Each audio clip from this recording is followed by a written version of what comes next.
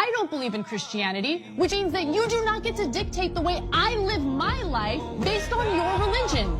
I don't care what the Bible says. I don't care about your goddamn religion. I'm so tired of having non-stop conversations about what the Bible says. You live your life in the way that you interpret the Bible. Again, I don't care. But you don't get to take the Bible and tell me, well, the Bible says this in this chapter and this verse. I don't care.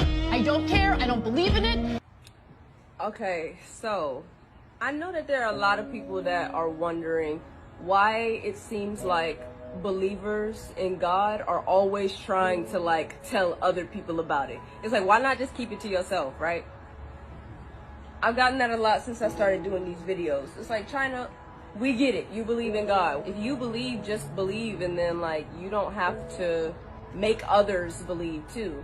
But I think there's a little bit of confusion, and I am going to hopefully clear it up for you today as to why I do it and why I make these videos. This analogy that I'm going to use today is one that my dad told myself and my family a long time ago, and it always stuck with me. Okay, so we're going to call it Michael McLean's snake in the yard analogy.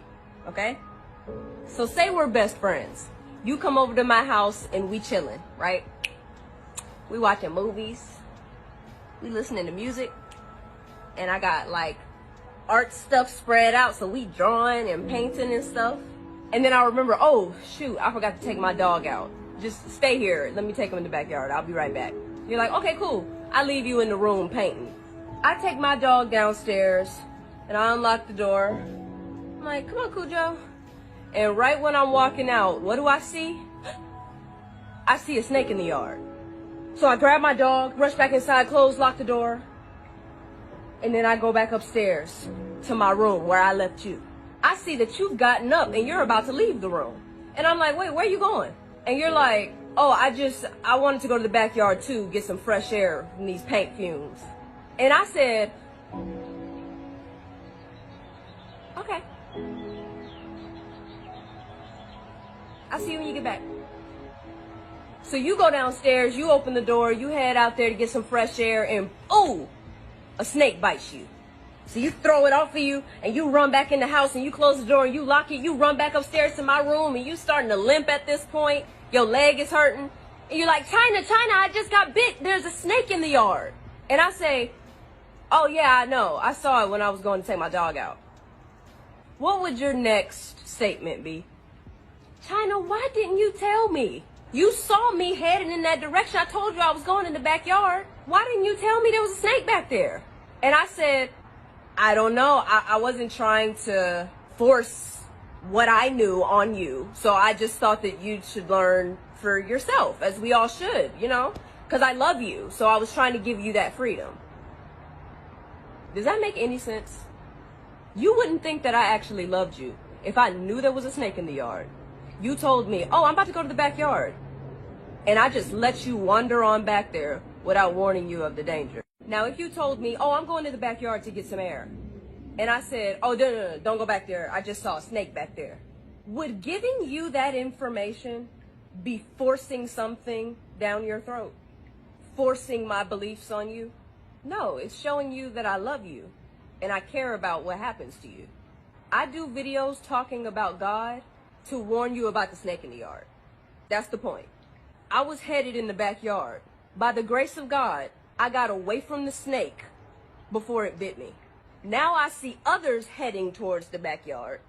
I know there's a snake back there, and so I'm just warning you and letting you know, yo, there's danger in that direction. And now, you have a choice to make. It's as simple as that. You can either choose to be like, oh, heard you. I'm gonna go back the way I came. Or you're gonna choose to be like, China, I don't believe you. I don't believe you. I'm gonna go back there anyway, excuse me.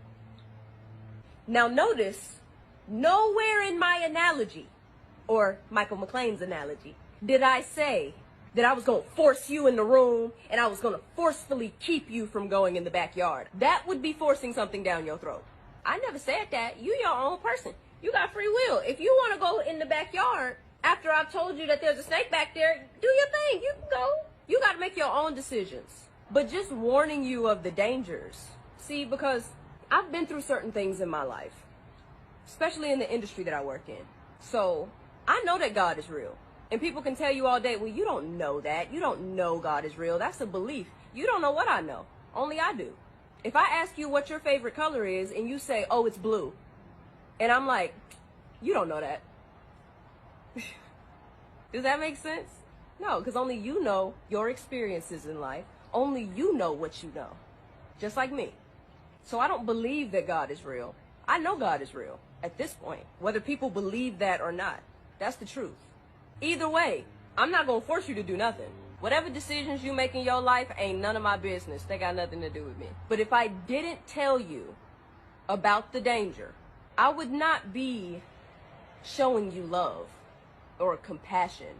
I would be showing you that I didn't give a crap about you.